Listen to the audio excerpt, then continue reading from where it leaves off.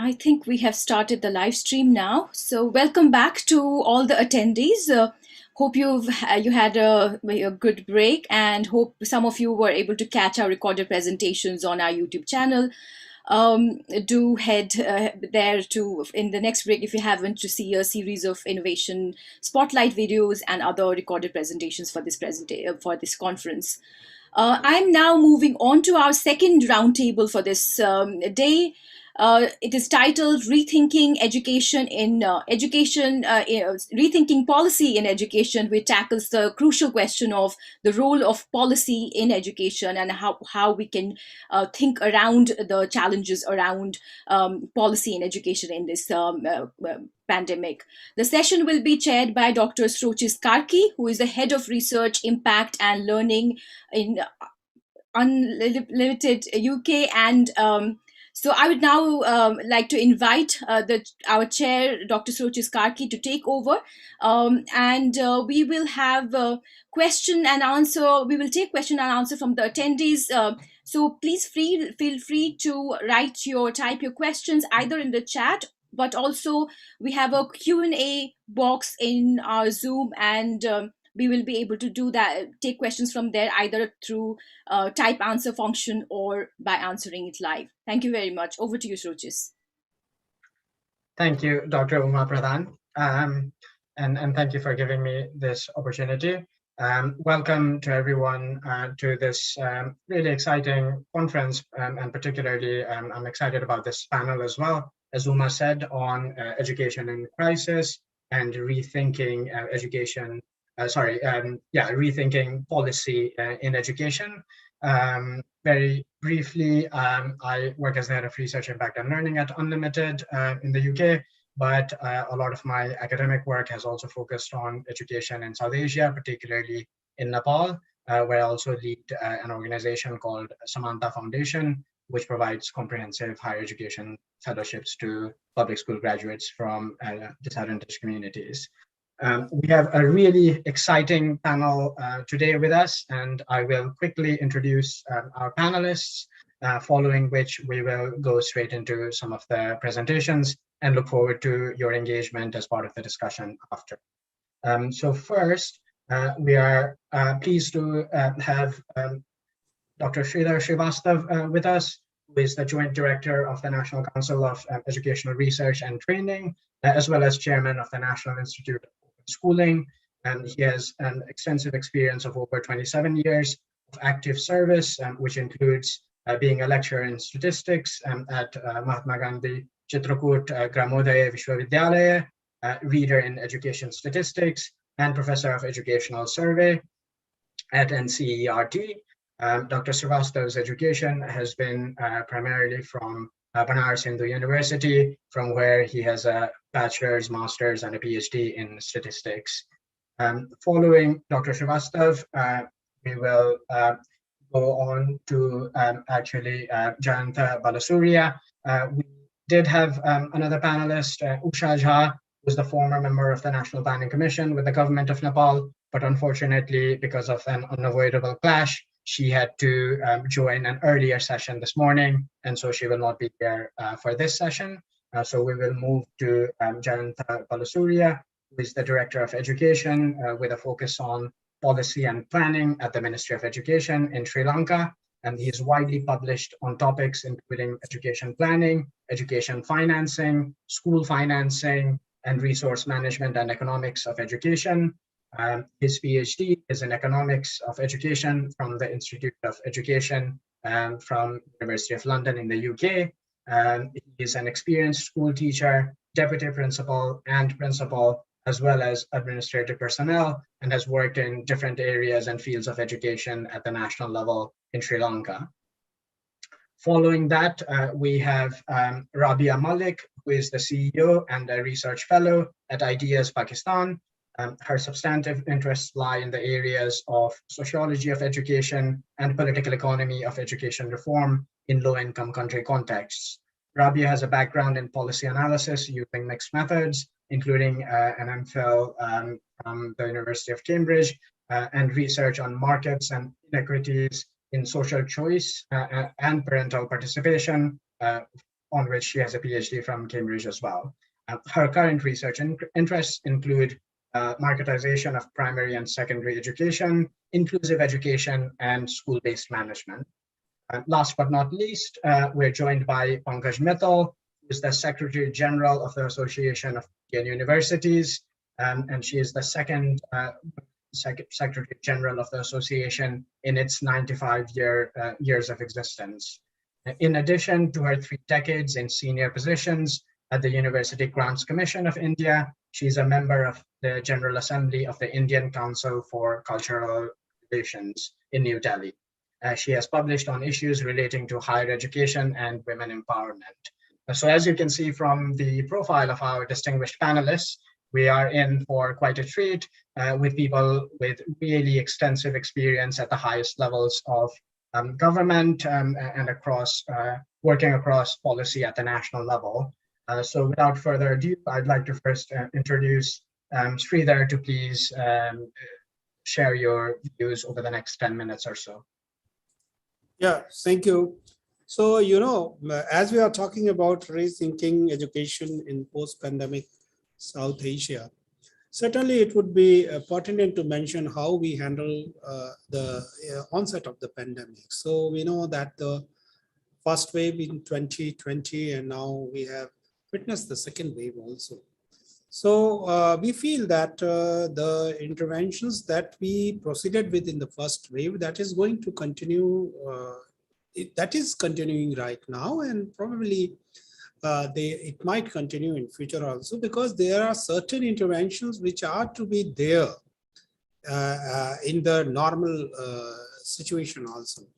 So, for example, it is very important, it was and it is very important to exactly assess the number of out-of-school children. So the government has instructed states also, and they are assessing it, and very soon we are going to get that number that have been out of school and in the last academic year. The second point we handled and we are still handling, and that is very much required also, because in the new normal that we are terming, teachers transfer to online platform as regard to its use, its appreciation, and there also we as institution, for example, NCERT, came out with a lot of training modules, and that was just repetitive, means how to use the online tools and all these things, and even for assessment also how to use online tools and all. So that was something that we started last year and it's going on right now, and we suppose and we feel that it has to continue in coming future also. One very interesting thing that we are finding now, that is alternative academic calendar. That alternative academic calendar that we started in the first wave, where we are just mentioning the activities or the procedure to achieve that learning outcome. And learning outcome is a statement, grade specific statement that the child will be able to achieve after that exercise, that interaction, or that particular activity. And interestingly, this alternative academic calendar has been kept independent of any particular content. What I'm trying to say, because India is a country, it is in the federal structure, education being a subject of content list, their states have also their stake. So all the calendar and the activities are learning outcome aligned, and they are not sequential also, in the sense that it is not that you first complete this, then you complete next. And these are of the kind that a group of children, a family of children going to class 1 or going to class 3 or 5, they can together also be involved. And interestingly, they can be involved with the guidance of parents or any adult person in the family or any community support, and of course the teachers. What happened that we experienced that there was some problem with the children who are not having devices. One second thing, there was some problem with the teachers or the parents that how to assess the child, what progress the child has made while going through this alternative academic calendar. So this academic year, we are coming with activities or the solution for children who are without the devices. So instruction to their parents and the community members, teachers, and also certain exemplar questions, ways to assess the child's progress. So this is one intervention that we have done, and we are still going with that. And this covers primary, upper primary, secondary, and higher secondary. Because the national education policy now mentions secondary, higher secondary together as a secondary. But right now, since in the system it is still going, so we have come out with that. And then, very interestingly, we embarked upon a mass training of teachers for pedagogy of science, social science, play-based teaching learning process, holistic progress of child. Because in India, since last 3-4 years, we are just trying to instill in the system, in the mind of teacher, all stakeholders, that we have to reach to the competency attainment by the child. It's not simply content mastery that is going to help. So these kind of things and the pedagogy needed and the assessment needed for this kind of target, these things are very much required. So we have embarked upon online training. In fact, the training started in a physical manner, in cascade manner for all the teachers in the country in 2019. But after this pandemic onset, we moved it to online training. And for this year, on this 29th July, where the 1 year of this completion of national education policy, we are going to announce for the secondary teachers this training. So and one more point, interestingly, I think I have 1-2 minutes. Yeah. So what I'm trying to say, that a very important aspect that should not miss the bus is the mental health of children. Because this pandemic has not only impacted upon the health, most importantly, it has impacted upon the wealth of the family also. So there are a lot of problems we are coming to know that children are facing and where to share. So there is one program, Manodarpan, where we are trained counselor are available to child through IVRS, and they are making a call, and that call is channelized to the trained counselor, and they are counseling them. There could be many kind of issues. There are certain proportion of children who will turn into adolescents, who will turn into many such experiences. They might have got a chance otherwise if the school was open in a normal condition. So all these things and any issues in the family, they are sharing. And then the digital education also, we are trying that we should be ideally reaching to the coherent access. For example, if something is in e-content, that should be available through television also. That should be available on radio also. With in collaboration with community radio, we have entered into MOU with certain association of community radio. So that is reaching to far-fetched population. Because as government strives to, and we as institution also, whatever endeavor we plan or we undertake, we try to reach to the last school and the last child. So this is a very important aspect that we have always to keep in mind. So what I was trying to say, that these interventions or efforts, we feel that after the second wave, and God knows when the child will be able to come to school. So in that situation, we are thinking that even the situation also becomes normal, the fear in the mind of parents. So at least for elementary stage, we are trying that whether child comes to the school or stay at home, the learning should be enjoyable, interesting, and the continuum should be taken care of. One important thing I would say, then I conclude, that we as institution, we are not only bothering about the cognitive learning, we are bothering about the learning of affective and psychomotor domain also.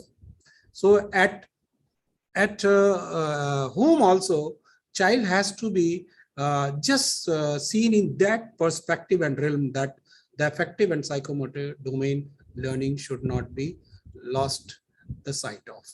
So with these words, if my time has ended, I would stop here. Thank you. Thank you for this opportunity for interaction, and I am here to listen to you all. Thank you.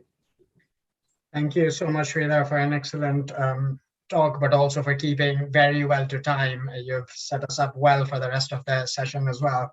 I do want to welcome audience members to pop in your questions into the chat as the conversations are progressing, if you'd like. We will take all the questions together at the end of the presentations, if that's okay. So we will bring you into the conversation, Sridhar, as we get to the questions. I would now like to invite Dr. Jayantha Balasooriya to please also put in his words. Okay, thank you. Good afternoon, everyone. First of all, I would like to thank the organizers team for giving this opportunity to share some ideas and experiences, as well as lesson learned from in each other's, especially in the South Asian region. Now the Sri Lanka is facing the third wave of pandemic situation in the country. This is the challengeable situation. I think I am happy to share some ideas and thoughts on the rethinking policy on education with special reference to Sri Lanka on equity, equality, and marginalization perspective. Everyone knows the entire world is suffering from the unpredicted COVID-19 crisis. At this moment, Sri Lanka is fighting to overcome badly the third wave of the COVID-19 situation. Everyone knows every sector, not only the education sector, all the sectors are facing these big challenges. Therefore, I think in the education is the very crucial one, because this is the very sensitive areas, and also this pandemic outbreak is badly affected for our children.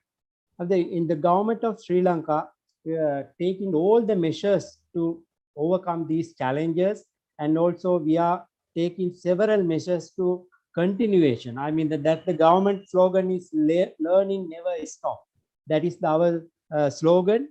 Then the government is taking in order to achieve this objective of the government.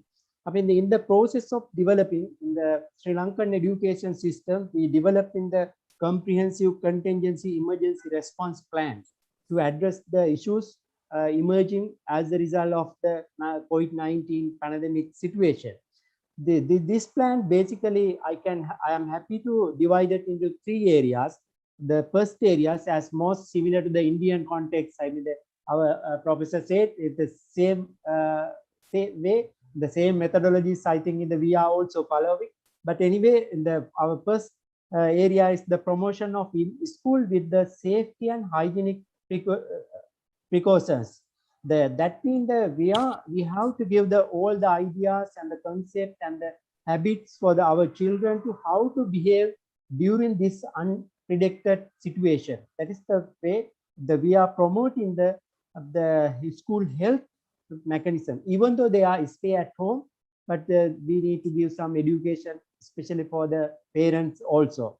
This is therefore this will be the main area in the country. And also the second one is the promotion of digital learning, the blended learning, even during the COVID pandemic situation, and also in the post COVID pandemic situation.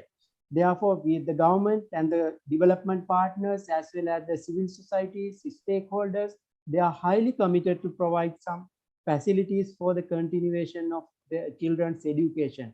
For that purpose, the government is provided the digital facilities. If there is no any access, the access for the digital facilities in the government state television services as well as the private television services, they are provided free of channel, and the sum of their concessionary rate provided TV channel for the education to telecast and the educational program. This will be the one of the policy we have to continuation sustainability of these policies we need to have think about. I mean, when the considering of the equity perspective, the government is committed to provide all the facilities, the entire system, even though the some of the areas in the very difficult, disadvantaged, marginalized groups there, we have to provide some alternative mechanism. As Indian colleagues said, the issue is the access for the digital facilities in the rural areas. Therefore, we take another alternative measures for the study package. The government provided with the assistance of the respective stakeholders and the counterparts and the development partners. We developed in the teachers, developed some study pack, the study pack delivered to the homes, and that they are working. And other policy initiatives we can highlight it for the home-based learning. Due to the, I mean, as a result of this COVID situation, and every parents, they are engaging for their education, children's education at home. They are facilitate, they are support to the children through the, I mean, even though there are some of the parents have less education, but they are trying to give some better education for their children. That is the equity perspective. As the equality perspective, we are taking several measures. The third one is that we considered and giving the more weight to the minimizing learning losses of time of the students due to the COVID pandemic situation. That is we have to implement some catch-up education program, fast-track initiatives to as the National Institute of Education. They are the responsible for the curriculum. They are preparing some alternative curriculum for this period. These are the measures taken under the contingency emergency plans for continuation of the children education. The equality perspective, I think we are not considering the gender or the regional wise or the disadvantages. We are committed to, the government is committed to provide the equal education facilities for the entire students population. Therefore, we take in the providing facilities, and for example, the government provided school-based learning grant for all the school in order to facilitate the teachers can develop their teaching materials and the assignments and some video lessons, and they can upload it in the YouTube channel or any other LMS mechanism. They are using that mechanism also. And as I mentioned about the home-based learning mechanism, and also the society-based program. The civil society organization, they are engaging for the continuation of the children's education. And also institutional or school-based program, other one is that some of the institutions, they are voluntarily do the conducting education program, and even in the teachers, we are not paying any extra facilities, but they are preparing their teaching materials and also some learning resources to deliver the student. These are the initiatives we can see in the education system, and the government is the Ministry of Education in Sri Lanka, with the assistance of the political authorities and the government policies. We are catering 10,000 numbers students, schools in the country, the government school, and also the 4 million students we are catering in the government school, and also in the teachers in the 2,000, nearly 2,500,000 teachers in the countries. And even in the economically, we are facing big challenges and the difficulties. The government and the Ministry of Education, we are trying to continuation of the children's education. These are the lesson learned, and the challenge is the continuation in the sustainability of this program. Who knows with this situation when it will be finished, it will be terminated. We have to readiness, and we have to prepare our children, teachers, school principals, and the management team to face in this type of situation in the future. And also attitudinal wise, and we have to give some ideas to our children and the parents as well as the stakeholders in the school communities. These are the things we have to think. The policy perspective, when we are implementing this type of, we have to ensure in the equity, because the Sri Lanka is the free education policy continuation in the country, and the government is the constitutionally committed to provide all the facilities to the entire education system students. That is our commitment, and also in the government is committed to ensure the international agreement as well as the commitment, and that perspective also we are considering. These are the things, and I think in the even the COVID-19 situation badly affect for the education, this will be impact for the next few generation also.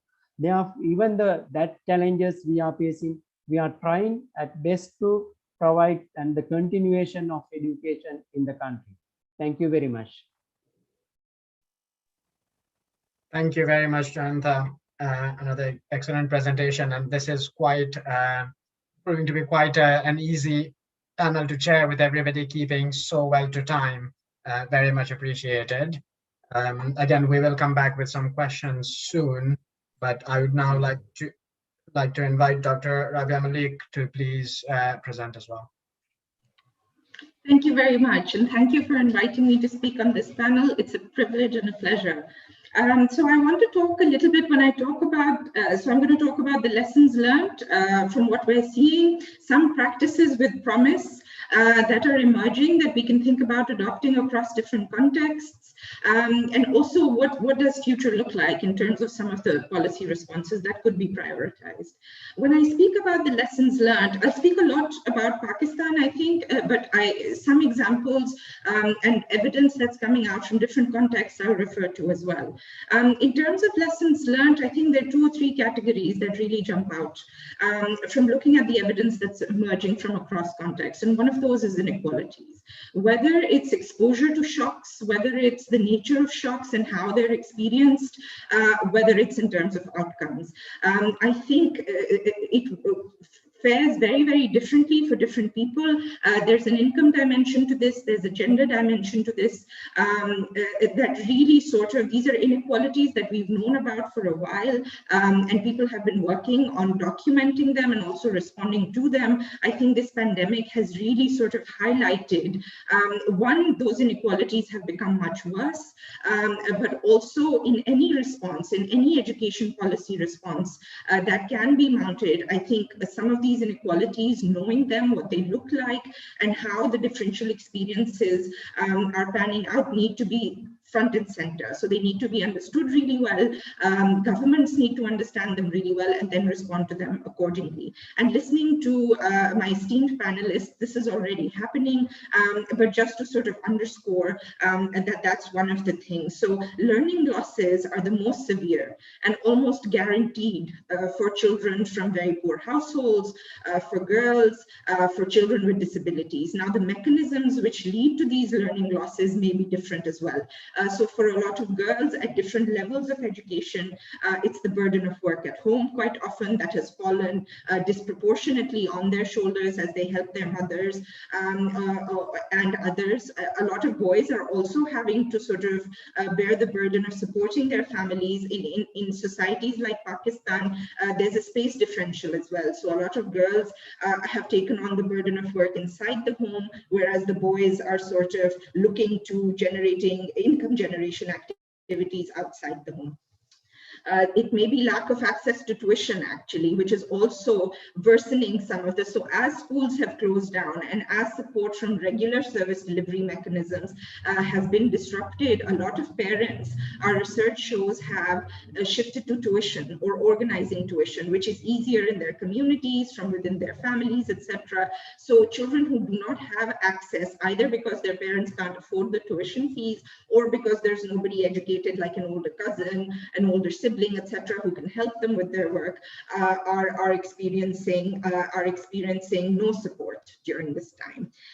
It may also be because of access to technology. It is very differentiated. Sometimes it's because of income reasons, so not owning a television, not owning a cell phone, but cultural norms have also emerged as reasons for why some particularly girls, but other children may not have access to technology that a lot of governments are sort of shifting to help bridge the gap between regular school and support that they're able to offer.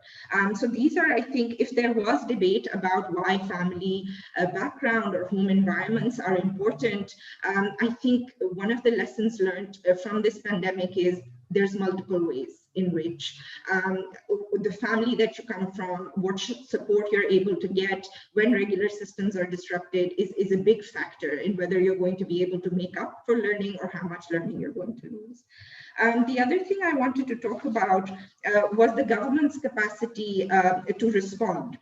So whether it's distance learning measures, whether it's reaching the children, whether it's the curricula and foundational skills and how to sort of adapt the curricula, whether it's the depth of human resource that you need to have in order to be able to reach the communities and reach the households and reach the children. I think all of those things can now be included in a conversation around what it means for governments to have capacity to deliver education services.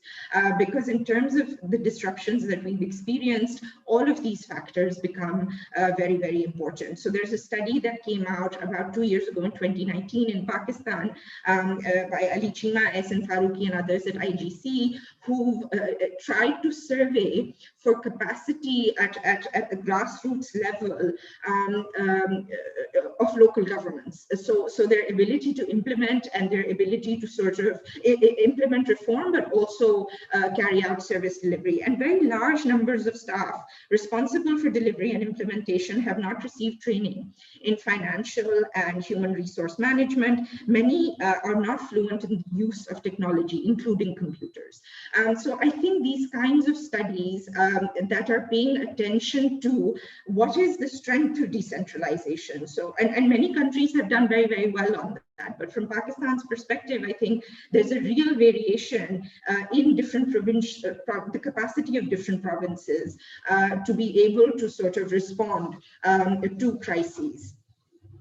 I'll move on now to talk about sort of some of the practices with promise. So I don't know if they're best practices, but I do think that they hold a lot of promise given some of the evidence that's coming out around them.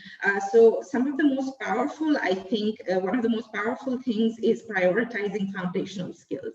And there's many different ways to do that. As I said, my fellow panelists were talking about revisiting the curricula, really thinking about, and some of the panelists in the morning also, really thinking about what is important to be learned and focusing on that. There's another practice, teaching at the right level, which has gained a lot of traction around the world. It has, there's been a lot of studies on that in India. This involves sort of reorganizing your school in order to not worry about classes, but to focus really on where the child's learning level is, and then teaching according to that. I think there's a lot of, there's something very powerful in that concept. It hasn't been adapted for Pakistan yet, I think, but there's a lot of potential to sort of look at practices such as that in order to make sure that regardless of whatever class students were at, that we're now helping them catch up from wherever they are when they come back to schools, particularly recognizing the inequalities that may impact children differently. A lot of evidence coming out to support the use of remedial teaching linked to this concept and practice that I've spoken about earlier, and para-teachers. So identify support from within your communities to support the teachers in your government schools, in your private schools, that can sit with children, think about concepts of remedial curricula. There's evidence now, most recently coming out of Guinea-Bissau, but also Gambia. This has been tried in India as well. This is by Ebel et al. They recently published this study. So a lot of evidence coming that talks about why we should focus on where the children are without worrying necessarily about where our curricular goals were, and helping them catch up. The third practice that I think has a lot of promise, for which there's a lot of evidence coming out, is intervene early. Now, this means a lot of things. This means focus on early childhood, whether it's financing, whether it's support for teachers, whether it's actually building those classrooms and getting children into those classrooms, but it also has another multi-sectoral, multi-dimensional aspect to it that I'd like to talk about. So at least in Pakistan, we've seen that the impact of the economic shock, sometimes combined with the COVID health shock and sometimes independently from it, has really impacted families in a really, really strong way. So an economic vulnerability assessment that was done in various districts within Punjab has shown that income levels persistently now remain lower because of this shock than they were in February 2020. People are reporting food insecurity. So the proportion of families who are reporting not being able to buy basic necessities has increased between 2020 and 2021. All of these factors begin to indicate that children are at risk in the homes that they're in. If we're thinking about policy, even if it's about education, there needs to be a multi-sectoral response that addresses, I think, the income shocks that families have experienced, which has weakened their capacity to support their children. So even when we're talking about intervening early in the early years, we need to think about public health, we need to think about nutrition, and we need to think about income. And just the last point that I want to make sort of before stopping is it becomes very, so having accurate and actionable data for governments to respond has become very important. So any policy response going forward will require you to have an understanding of the learning levels for all children, which means you need to be able to measure learning. And those measures and assessments, as was being said, need to be appropriate for the age and the context in which they're applied. Children who are most at risk, I feel governments need to know who they are so that they can reach them. And some governments are much better at having these kind of data than others. But also, as was mentioned, the socioeconomic well-being of children. Do we have measures that can be deployed where we can understand and document and track children so we can best provide support to them? It becomes very important. So having data, measuring what's invisible currently will improve policy responses. I'll stop here. Thank you. Thank you, Rabea, for an excellent presentation. Looking forward to the discussion as well. Finally, I would like to invite Dr. Pangashmita for her presentation, please. Okay. Thank you very much. And thanks for the generous introduction. And thanks for inviting me on this panel and giving me an opportunity to interact with all of you. So when we talk of India, two things happened simultaneously. The pandemic struck in March 2020, and we had a new education policy in July 2020. So both had a lot of impact on the higher education system of the country, on the policy of higher education, and how the things we are taking up from there to now. For example, in the NEP, we were talking of changing the entire restructuring of higher education in terms of dismantling the old bodies like UGC, AICT, NCERT, and making a common umbrella body called HECI, Higher Education Commission of India, with 4 verticals called National Assessment Council, National Higher Education Regulatory Council, the Grant Council, as well as the graduate attributes, I mean, for body for making the graduate attributes. So the total paradigm of higher education was changed in 2020 owing to these two happenings. I am also reminded of a episode which happened something like 100 years ago. That was with Einstein.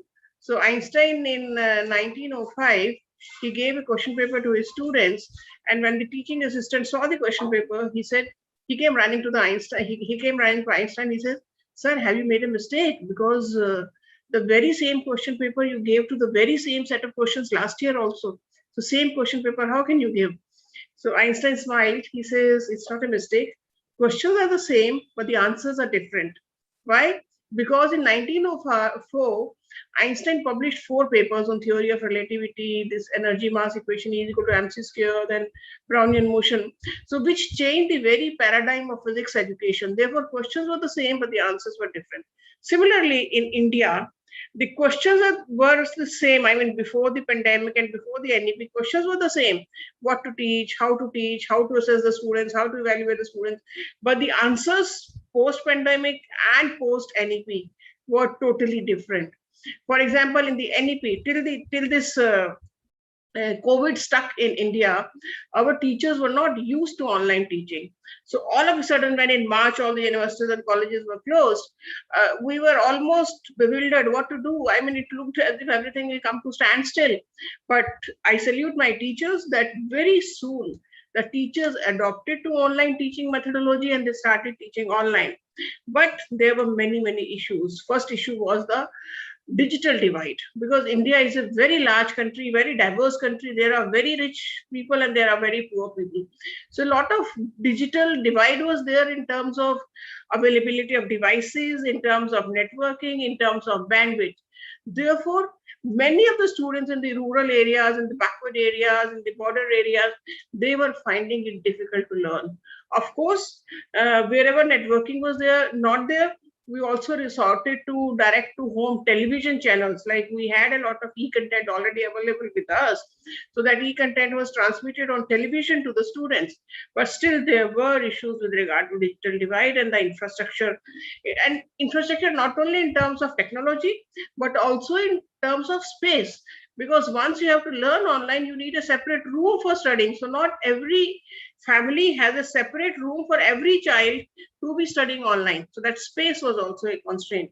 And the second biggest constraint was, although our teachers adopted to teach online and our students started learning online wherever these devices were available and the connectivity was available, the biggest issue was the capacity building of the teachers to teach online effectively, because there's a difference between teaching online and teaching effectively. So not many courses were available, online courses were available to teach the teachers. That like there were so many platforms coming. Right now we are working on Zoom. Like this, there were many platforms available. The teachers didn't know which platform to be used and which is the most effective platform. And there were so many changes happening so fast. So capacity building of the teachers was very important. And third thing which happened, which Ms. Malik also mentioned, was the students, because they were sitting at home, they were not able to talk to their friends, they were not able to talk to their teachers, they were depressed. So a lot of depression issues came, a lot of mental health issues came, and then started the counseling sessions. So many universities started the online counseling sessions so that the students are not depressed and they are maybe they are in touch with the friends or the families or the school institution through online at least. So counseling was a very major issue. And then it was felt that the pandemic has impacted the collaborations in a big way, international collaborations, because now the students were not able to visit, there was no student exchange, there were no teachers exchange, the research collaborations were being impacted.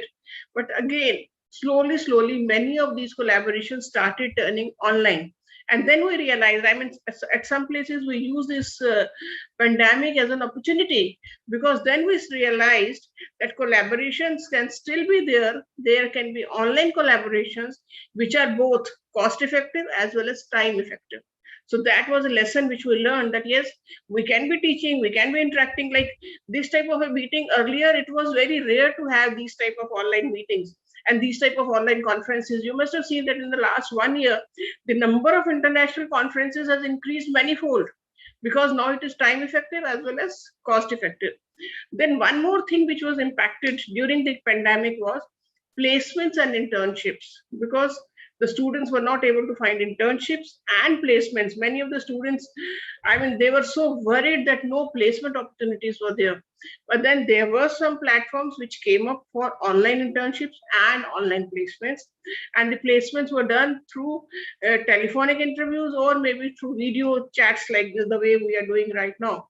So, but there was a big impact of the COVID on internships and placement. And lastly, two more things, not connected with academic and research, but connected with the holistic development of the students. Because I am from Association of Indian Universities, which not only looks into academics, research, equivalence of degrees, but it also looks into youth affairs, cultural activities, as well as the sports activities. So sports was totally closed, and we hold so many international sports events through AIU that again, the ones who were the sports persons, they were very, very dejected that whole year they are not able to play. So we started with some non-contact sports so that at least something happens. But that was an area where we really felt bad because we had recently started a national level games in India called Khelo India University Games. Khelo India is Play India.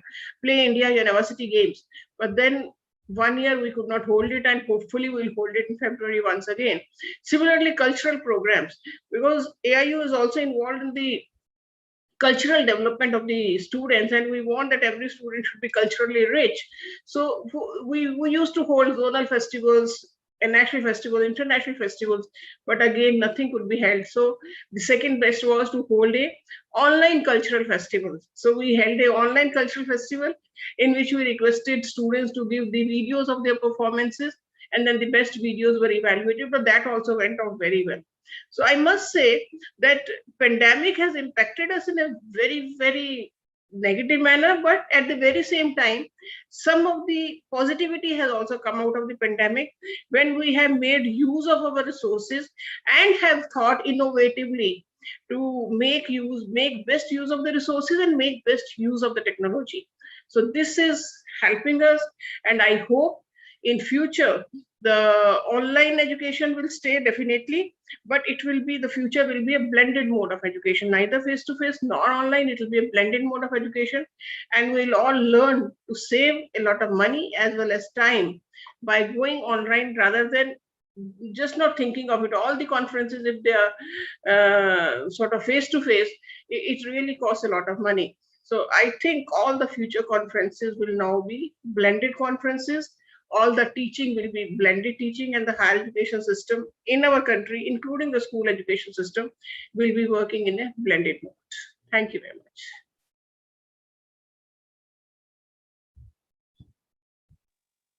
Thank you very much, Pankaj.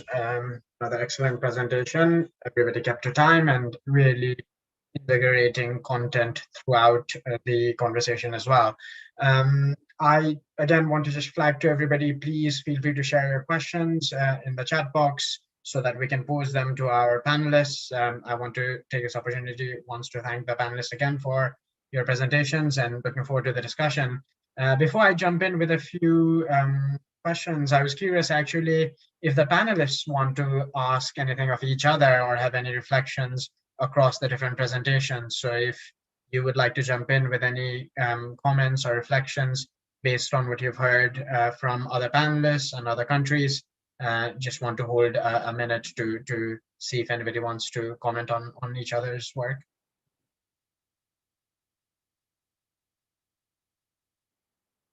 I think all the presentations were good, and it was a good learning experience for all of us. So we learned from each other a lot. Same here. It was very interesting, and we could know the things from around different experiences in the region. It was very interesting.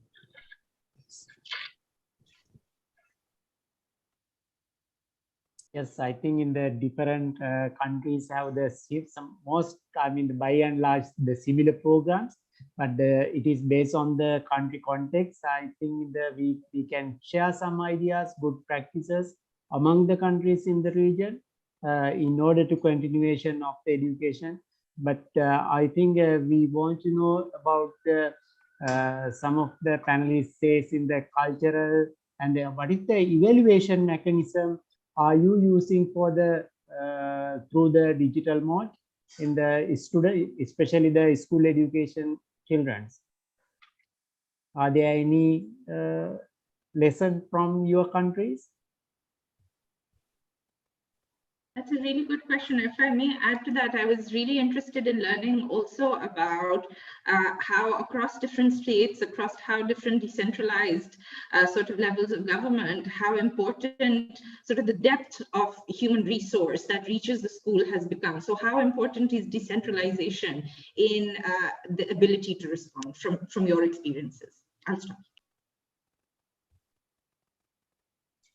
Actually, one thing I would like to add is that another issue which we faced in India was assessment and evaluation of the students. So that was a major issue because we could not hold the examinations. For example, the class 12 examinations in the school, which are considered the most crucial because they are the board examinations based on which the student gets admission in higher education. We could not hold those examinations, and the students had to be assessed based on some of their past performances. So this was another lesson which we learned, that 3-hour examination at the end of the semester or the end of the year is not the best way of evaluating the student. And at times, holding the 3-hour examination itself becomes such a big challenge. Therefore, the policy also recommended, but we have also learned that there should be a continuous assessment and evaluation of the students throughout the semester, both at the school level as well as the higher education. Especially for the practical evaluations. Yes. Practical, yeah. Great, thank you. I'll just move the conversation along. I did want to reflect on, we've been talking about learning online and, teachers, students, everybody having to change this way of working. I mean, even hosting a conference online does, it's, like Pankaj said, easier in many ways, but also it's not the same by any means, actually meeting in person, being on the panel, talking to each other, the before and after, and just goes to show the complexity of delivering something like the entire education system completely online with all the sort of prominence around equity considerations, which are already an issue within the education system, but then exacerbated by something like a pandemic, really makes you think, if and when we do emerge out of this, what it's going to look like, and whether, we've talked about remedial in the short to medium term about catching up, but actually even the big picture sort of macro catch up that will need to happen to at least try to bridge this gap from an equity perspective going forward as well, I think seems quite critical. We're not there yet because so many of our countries are actually still going through a second or a third wave. But I think at a macro level, we do need to think about how we bridge that gap when we emerge out of this, hopefully soon. Just on this point around equity, I want to, we talked quite a bit around the role of technology, but I wanted to find out a little bit more around equity from the perspective of, essentially using parents as teachers, which is partly what has happened, not exactly teachers, but as co-teachers to facilitate that. Obviously, there's a gap around literacy and around ability, but also even availability, right? So who has the resources, but also the opportunity cost around being able to actually facilitate education opportunities for their children. So I just wanted to hear a little bit both on the situation in the context within which you work, around how you're dealing with that, but then also from a policy perspective, if there have been any programs or support material to actually bridge the potential for inequality based on the differential experience and availability of parents as well. So just an open question if any panelist wants to jump in. Equally, please don't feel like every panelist has to jump in on every question, but would be curious to hear some of your thoughts on that. May I? Yeah. You see, in fact, this was the situation that we experienced, but in any case, I think you will appreciate that parents are also very much frightened because the way COVID has impacted, and in fact, for young children, the parents are also feeling that, first of all, they need to be safe. So as you are mentioning about the education of parents and how they will be able to handle their children at home, the alternative academic calendar that I was mentioning, it has nothing to relate with the content of that book that the child is having in the hand. So yeah, that book can be a facilitator, could be used as this thing. But children are finding it very interesting, I tell you. And now certain parents just ask us when you are releasing the next calendar. And then we found that the issue of parents without devices came up. So we have added activities and assessment questions for assessment items for parents who are not having a device also. They can just ask to collect certain materials in the home and want to color, they can ask them to classify, identify the color. So these kind of things we have added. So in any case, and the children are finding it very interesting when they are finding avenues for handling mental health situation. So they are finding it very interesting. You know, at one stroke, we cannot just bridge all the differences and differentials. But if we just keep the motto of something is better than nothing and just we should not lose exactly the continuum of learning. That would be a very difficult situation. So something should be keep moving. This is also an important tagline, what I feel. Thank you. See, in the lighter vein, what also happened was when the school, all the teaching was done online, and when the students were learning online, the parents were also sitting along with the students in learning. So whenever a teacher did any grammatical mistake or any spelling mistake, the teacher used to say that the parent used to say, this is wrong, that is wrong. So there was a lot of teacher bullying also. The teachers started feeling that we are getting bullied because the parents are sitting along with the students and then learning and then telling the mistakes and bringing up the principles that your teacher is not teaching well. So in the lighter vein, that was also one of the issues which the teachers were facing.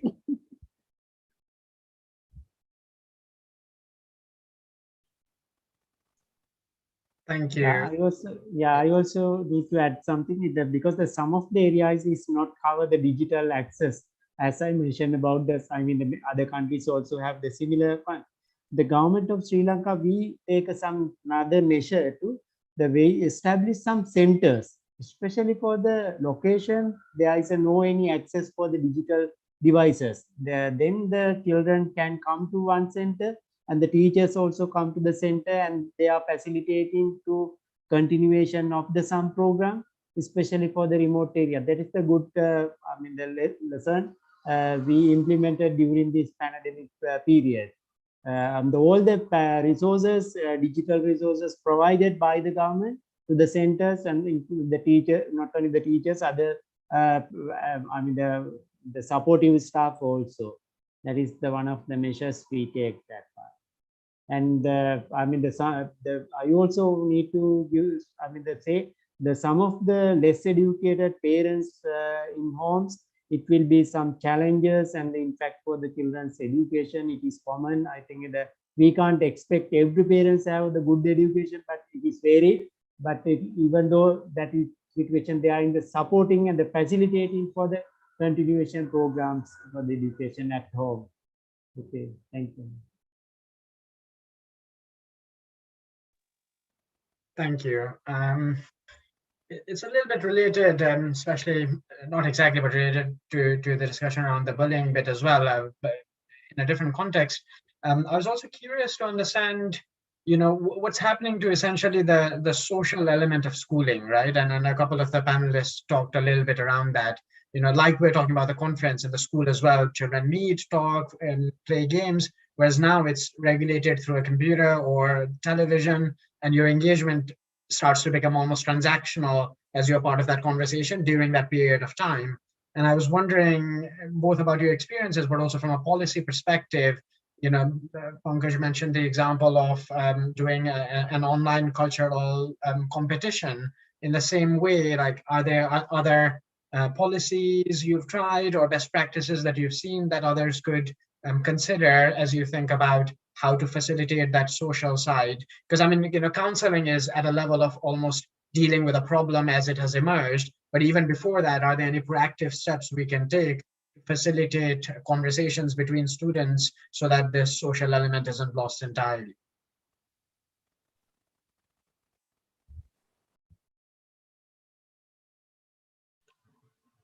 I can take a go at it. So what's really interesting, Shrochis, is that I think this question of socio-emotional well-being has really become important, and I think it's linked very much to what you're asking. I think some of the negative impact we're seeing of children sort of struggling, of course, it's about shocks that they've seen and experienced in their homes, but it's also this sort of rather immediate, uncertain, and repetitive disruption of an avenue, a space, networks, that they have, and they haven't fully realized yet how to sort of articulate the importance of it, or how to even rebuild some of that.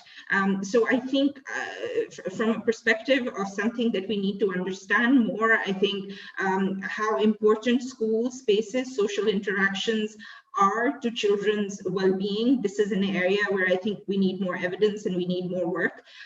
But also, I think this notion of engagement, because one of the things, this happens at higher education levels as well, but particularly for very young children and children in primary schools, the notion of student engagement, which is very deeply linked also to how much learning actually happens, has changed. And we need to understand what that means in an online setting, in a homeschooling setting, in order for us to generate some evidence that can be fed back to teachers, that can be fed back into the redesigning of how instruction happens. I think it needs to be a lot more interactive than it is before. So it's almost what you see on entertainment channels for children, if I can say that. So educational / entertainment channels for children, where it's very interactive activity, and it is a person on the screen, but it's a very different kind of activity which allows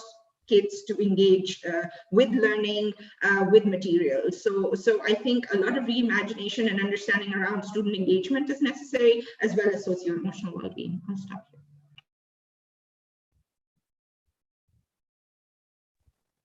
Thank you, Rabea. If anybody wants to come in, please do so. Otherwise, happy to move to a few other questions as well. I think in Sri Lanka, some of the areas, some of the schools, the students, they have their own academic groups, and through the WhatsApp or any other digital mechanism, they have some interaction with because during this period they stay at home. There is no any social interaction among the peer groups. Therefore, I think in some of the school students, not the generally or the entire system, but some areas, they are having the informal as well as the formal academic groups, their interaction, and they also discussion about forums like their studies, because some of the advanced level students, they have to face for the PC advanced level examination, and also they have some academic problems and issues. They can't come to the one place and having some discussion. It is difficult to do as a health guidelines, but they are having some mechanism to discuss and the continuation the academic processes. That is the one of the social the students educational interaction programs in the country. Thank you. Thank you.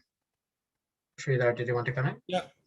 You see, the mental and social well-being issue is very important, and it was really very interesting to know that the program that I was mentioning, children are coming up with certain issues, and we are finding that had it not been to their relief or to their response, it would have been very difficult. So I would just like to know that if any such experiences from Sri Lanka and Pakistan during the pandemic situation, they are finding some interesting experiences that can be thought over here also, because often with the social distancing now, the community is also not coming up with if family has struck into COVID. Not even the next neighbor, as per the standard protocols, they are not advised to visit, or they are not welcomed also. So what is the experience of other countries? I would like to know. Here we found this very interesting, the Manodarpana. I should not say interesting, but it was very relief. Yeah. If I can tag on a question that we've received to that question before we open it to the panelists, and actually this ties to something we touched on earlier a bit as well. Essentially, despite the challenges, that there are some silver linings as well, particularly around learning from elsewhere. And so there's a question here around what maybe high-income countries around the world, for instance, can contribute to South Asian countries in terms of our learning around inclusive learning practices and preventing learning loss, particularly for people from disadvantaged communities. And I was just curious, as you've worked on these policies, if you've drawn from any other examples from elsewhere that has helped shape your own thinking and the policies that you've enacted in your different contexts. So this wider learning that you mentioned, Sridhar, useful to hear from others what kind of learning we've done from elsewhere as well. So you are posing this to me or to other panelists? I think I'm just adding on to your question and bringing in somebody else's question around learning from elsewhere as well. So very happy for everybody to weigh in as you see fit.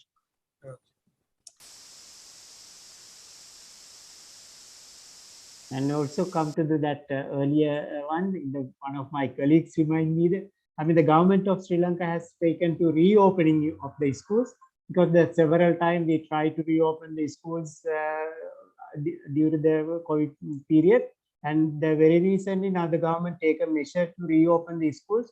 The school with less than 50 number of students or less than 100 students, because that one also we can say in the some interaction among the students, especially for the small schools located in the different areas in the country. That's also one of the good moving to the reopening strategies for the schools, and that's the one of the initiatives we are taking. Thanks. Yeah, I can share that. I think there's yet to be initiatives that can that are focused on children and children's well-being. I know that there is an out-of-school initiative, so it's not linked with schools exactly, but there's a children's literature festival that was held online this time.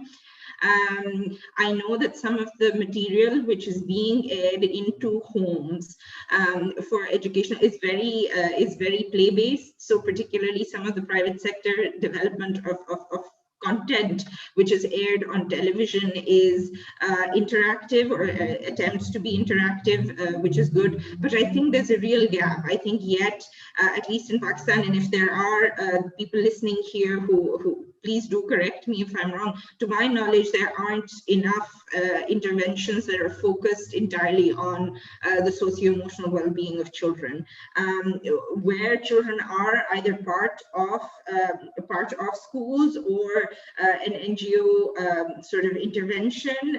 There's some attention being paid to sort of speaking to them, understanding their experiences, but anything at scale isn't yet in play. I think at the moment, a lot of very large NGO schools are also thinking about how to measure socioeconomic learning and what are some of the interventions, whether it's mindfulness, whether it's reorganizations of classrooms, reorganization of the school day in order to allow for more interaction, but it requires schools to be open. So thinking about distance and when students are scattered and not coming to this place or this space which acts as very socializing space, etc. I don't think there's enough conversation yet in Pakistan actually.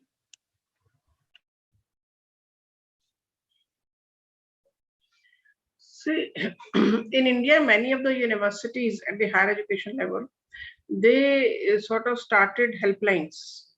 So to take care of the students' mental health and social concerns, many of the universities started helplines, and they even engaged professional psychologists to deal with the mental health issues of the students. And then many NGOs also chipped in, and they also helped in sort of addressing these issues. The government also started helplines, many hospitals started, and a lot was done, but again, I would say that a lot needs to be done also. Because I mean, India is such a large country, the number of people are so large that it is not possible for any helpline to take care of everybody. So a lot needs to be done, but then a lot was done also. And I mean, we are responding to the situation because we were also evolving. Every country, I mean, for that matter, every country, we didn't know what is in store in near future. So every day we were evolving.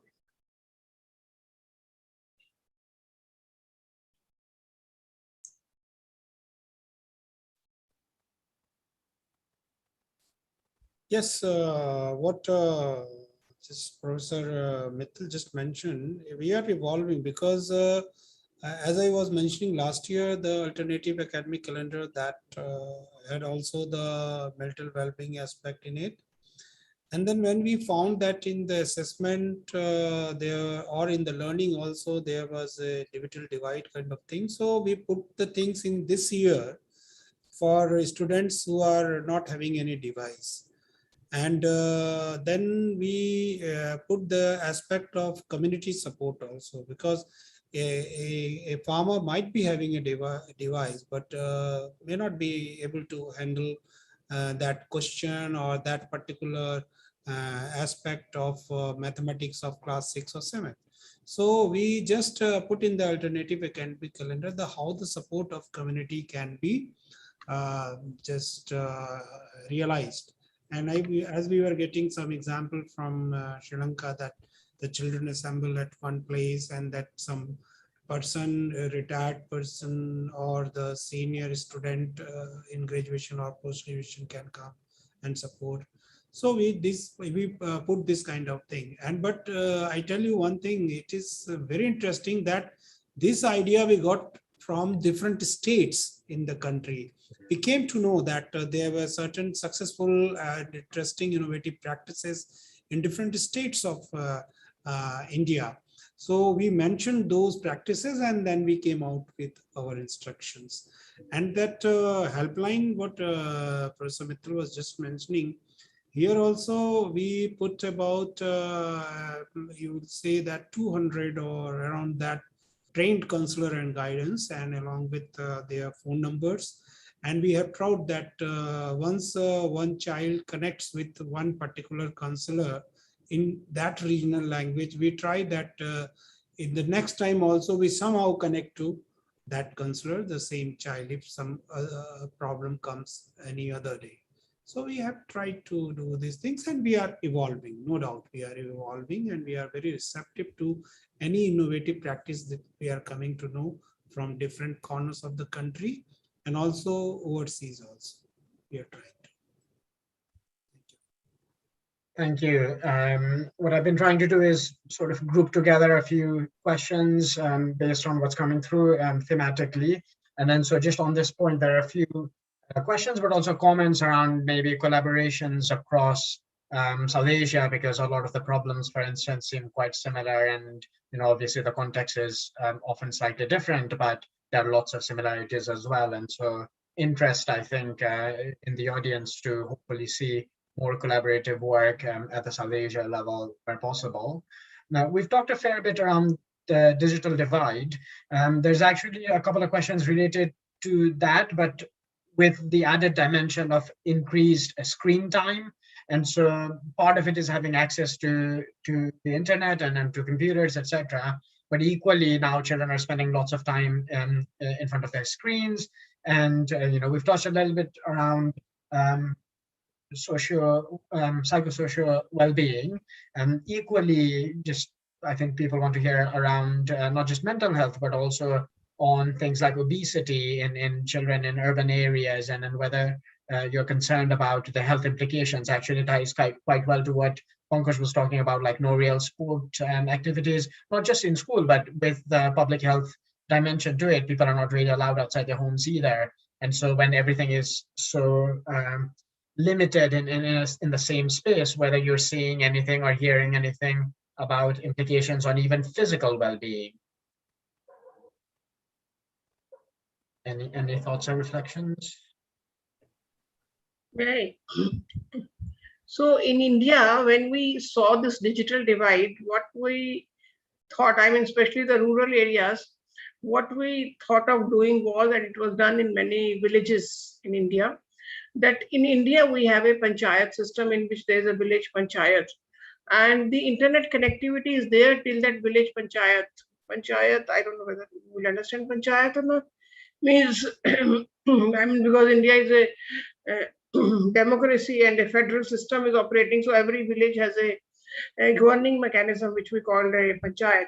So internet is there till every panchayat, but not till every household of the rural areas.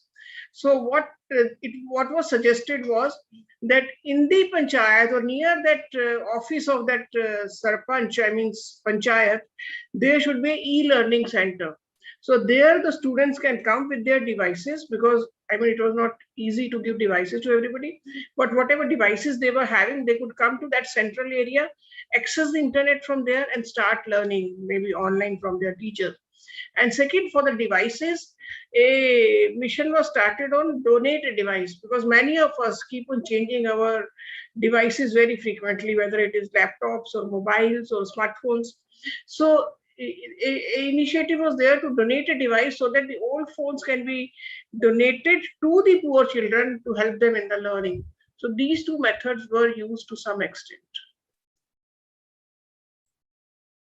Yeah, in Sri Lanka also, the some of the areas is not covered for the internet facilities like that, but the state Rupavahini television channels, we call in the two major programs are conducting, and also there is another 22 TV channels. They are agreed to telecast their educational program, and the government is providing and implementing in the Guru Gedara program through the TV channel, and also in the e-Takshalawa, the ministry website, as well as the other education and institute websites. They are conducting this program. And also, as I earlier mentioned, in some of the difficult areas, in the remote areas, if they don't have any access for the digital devices, there is some established in the regional centers. And also in the summer, even some of the areas is still they don't have any access facilities. They are implementing in the ministry, the teachers, schools, the offline program, the online as well as the offline educational program.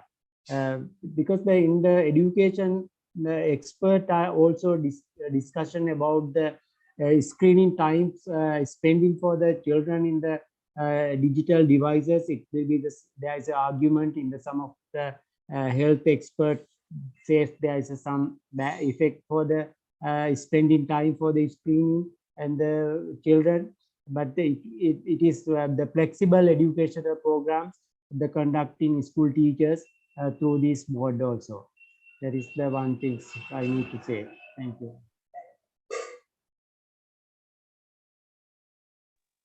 Thank you.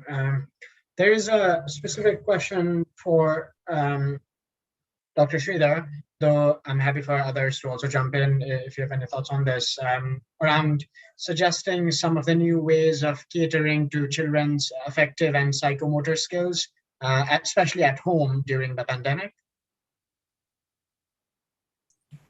Yeah, any activity or that? Yeah, yes. First of all is that to devote time with grandparents or other members of the family and listening to stories and good stories that comes out with some essence for learning. And second thing, for physical activities like, the breathing exercise or a little bit of yoga also. Yoga is also because, presently in India, yoga is really, in fact, it is there in India, but it has got a different fillip now. When internationally it has been recognized, and we celebrate 21st June as International Yoga Day. And we are holding Yoga Olympiad also. So across the country, in schools and among the children also, yoga and yogic just posture and all, they are considered very well. So these kind of things, and then helping into family members in small, this kind of like in kitchen also, when children go and they take out something and then they classify, they make colors classification and all this kind of things. And these kind of things, just telling their experiences, and most of time we are saying that we should allow children to express. We are just trying to instill in the mind of the parents that at this time when they are not being allowed to go out, to play, to meet to their fellow children. So at least they are trying to speak out, ventilate something. So parents should be giving time to them, to listening to them. So we are trying to do like this. It should not be simply that what is given in the chapter, what is given in the alternative academic calendar. And first of all, when you ask child to sit to take up any activity, first you give opportunity to the child to express what the child is feeling. So like this. Thank you. If anybody else wants to come in, please do feel free to.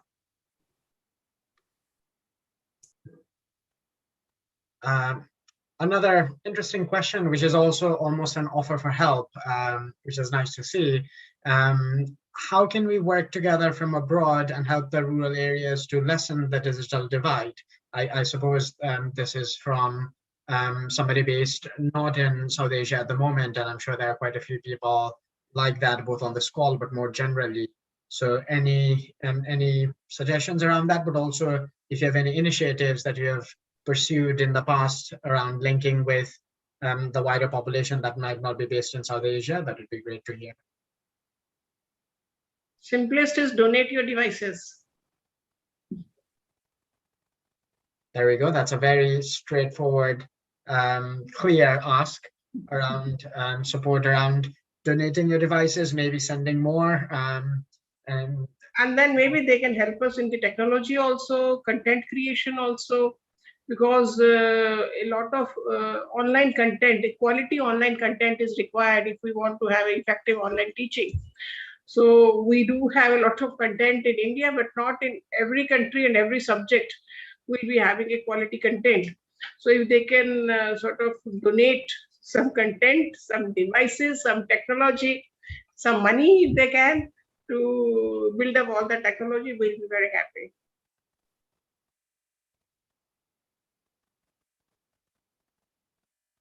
Thank you. Any other thoughts or reflections?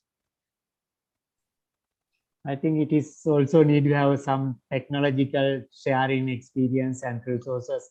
That is the best way. And also, if there are any possibilities to establish some regional collaboration among the regional countries to share experience as well as the other learning materials, resources, that will be much helpful. Thank you. Rabea, I think you wanted to come in as well. So I think this may also address a question that was asked earlier about sort of around inclusive education. What are the sorts of, I've always found collaborations, North-South collaborations, but also cross-country collaborations, South-South collaborations, very, very productive in even coming up with instruments that allow us to see. So whether there are instruments that are developed in our context in order to help us understand learning better, so the kinds of examples that have been shared, or models or mechanisms. I think just forums such as these, where we can exchange ideas, but perhaps even more focused around assessments, for example, or socio-emotional learning, for example. So how is it actually being measured? How do you conduct tests with children when there's distance? Do you now go in the field? Is that changing? How are observations changing? Whether that's, so observations have become very important in understanding how teaching and learning happens. So what happens to observations in this new world, and what are the, so practice around some of those and collaborations on that would be very welcome. Thank you. Thank you, Rabea. I wanted to pick up on something slightly different that came up in one or two presentations that we haven't touched on yet. We've talked around the learning side of things and on the sort of psychosocial side of things. Something maybe would be useful to hear people's thoughts on is around the sort of assessment and exam system. We know that there are going to be gaps, but we also know that, you know, children generally progress from one year to the other, and then there are exams and so on. So I was curious what the assessment side of that system is going to look like, both immediately in the short term as we're going through a pandemic, but also in the medium term as we talked about blended learning. So what your thoughts are on how the assessment system will now have to adapt to account for this slightly different system. May I? Please. You see, in fact, I tell you that in that way, the pandemic has given us to understand that now we cannot just live with that torment assessment. And in fact, I tell you, this was earlier also at the government level that has been understood very well, because it is required for two reasons. One is that when you want a competency-based attainment of learning, then the child on day in, day out basis should be given that kind of opportunity. For example, we talk about 21st century skills, collaboration, innovation, creativity, critical thinking, empathy, and all. So in the classroom situation or within the learning school as a learning space, child should be given the opportunity to exhibit such kind of learning or progress with learning of such kind of things, such kind of skills, and child and the teacher should be able to assess that and report it. So holistic progress card has been given in this a very new concept in the National Education Policy 2020. So that is one reason. The second is that the pandemic kind of situation, now it has given us to believe, for example, when the board had to decide the result for class 12th, you know, so no exams, and then they have to decide the result. So there also they found problem. For example, last year when I was chairing National Institute of Open Schooling, so then I confronted with this situation for the practical exam. So in those open school centers where the exam were not conducted, so no score. So how to come out with any predictive score result? So these kind of things now we have understood across all the line of functionaries and state boards that school-based assessment are very, very important thing. And they are ready with worksheets and all. We have uploaded those worksheet, competency-based items for all key stage of learning, means class 3, class 5, 8. We have put on our One Nation, One Platform, Diksha. And these kind of things, we are already flooding the online system. That should be in the hand of the teacher. The teacher should use it, improvise it, contextualize it. This is also an important thing, that whatever items, material mentioned in the worksheet, teacher has to contextualize it. Okay, so these kind of things we are coming up with. Yeah, thank you.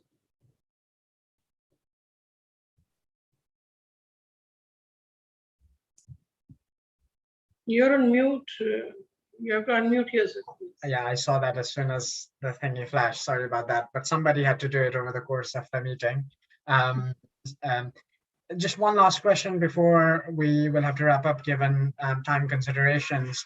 I was just conscious that actually something that didn't come up in our conversation at all was around the dynamic around public-private schools and whether that has had any implications in relation to all the other topics that we talked about in terms of rethinking policy. So any quick reflections on that dynamic, particularly in South Asia, would be great to hear.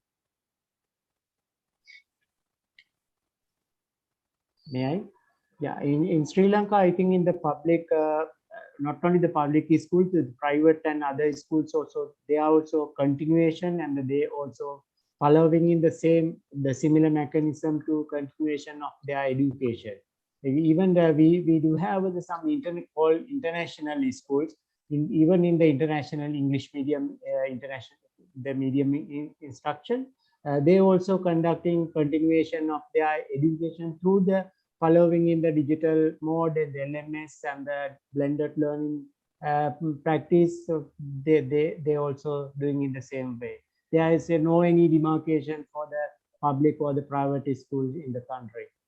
Thank you. So I think where it's the response time and shifting to online. I think that's really again created some divides in that the elite private schools have perhaps been the quickest and also have faced the least problems in terms of families being able to support their children, suddenly even multiply machines within their households if they needed to, in order for multiple groups of children to have then individual machines on which to do learning. I think the government schools and the low-fee private schools have perhaps faced on this front are on a similar side of the spectrum in terms of the time it's taken them to adapt, and then the measures they needed to take. So because the socioeconomic conditions or the socioeconomic categories that they cater to are actually not that far apart. So I think there's been that divide. I'll stop here. See, one thing which I must mention and which we have lost sight of is that many of the small private schools, they are finding it difficult to survive now, because they are not able to pay salaries to the teachers. The students are not able to pay the fee because their parents have lost their jobs. So many of the private schools are on the verge of closing also. Same is happening to the restaurant industry. So a lot of issues with regard to these, I mean, these socioeconomic issues are very, very hard to bear, where the schools are not able to sustain, the parents are not able to sustain, fee is not there, the salaries are not there, or maybe there's half the salaries are there. So all these issues also need to be discussed. Agreed.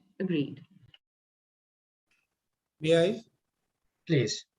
Yeah.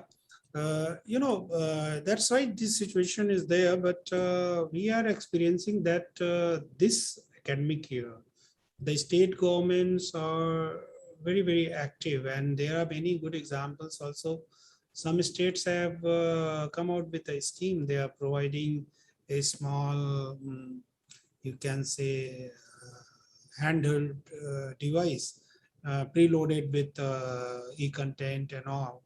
And at national level, because at national level we have a very good system of Navodaya Vidyalaya school, because we admit mandatorily children from rural area and from 6 to 12.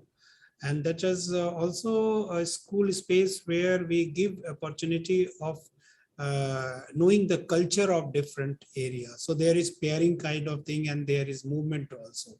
So there, this time government is planning to give them handheld device preloaded with e-content. And there are certain examples of CSR also. And so what I'm finding, yes, there is issue of digital device somewhat, but the spirit and the happiness of learning is not having any such divide among the public or private school. That is for true.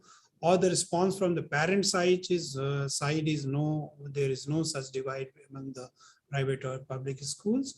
And the government effort also is coming out for the government sector schools very, very emphatically, powerfully.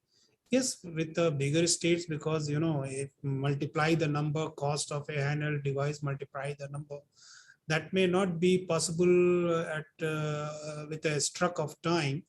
But states are coming up very finely. But I tell you one most important thing, whether it be a private school or the public school, we may worry about the cognitive learning, and we may have an idea that there is a difference in learning. But when we talk of other kind of learning, like the social cohesion or the empathy, or at least resilience kind of thing, that is very important for the coming life that the child has to see in the future. For that, we have find that there is no less problem with the private schools also. So we should not have keep any binary view about the public and private school, because this crisis is impacting to one and all. And I feel personally that we should not have any binary view about the public and private school. Thank you. Thank you very much. As much as I would like to keep this going, I think I will have to wrap up the panel, though of course the conversations can continue well after as well. I just want to take a moment to thank our excellent set of panelists, Sridhar, Jayantha, Rabea, and Pankaj, both for the presentations today, but also all the work that you're doing around these important issues at the moment. Really thoroughly enjoyed the conversation, and looking forward to seeing how we progress this work going forward as well. I also wanted to take a moment to also thank Uma, Karen, Mohini, and the wider team that has put together this excellent conference with so many timely presentations and conversations, which inevitably will be really important given where we are in South Asia with the pandemic, and it looks like it'll keep going for a while. So these conversations will continue to remain quite relevant. Thanks everyone for joining and for your questions and comments as well. And I hope everybody enjoys the rest of the conference as well. Thank you. That was a Thank you. brilliant roundtable, and thank you so much, Shrochis, for chairing it so well. We are also very grateful to all the speakers who were able to spare the time and share their insights. Thank you very much. We are now taking a short 15 minutes break, after which we'll be back here again at 3:45 with our next two paper presentation panels in room A and room B. In room A, we will be looking at four paper presentations on the theme of teaching and learning, chaired by Professor Robin Shields. And in room B, we'll be listening to four paper presentation panels on the theme of inequalities and the state, chaired by Dr. Amog Dhar Sharma. And during this break, if you want, you can head over to our YouTube channel to look at other recorded presentations as well. Thank you very much.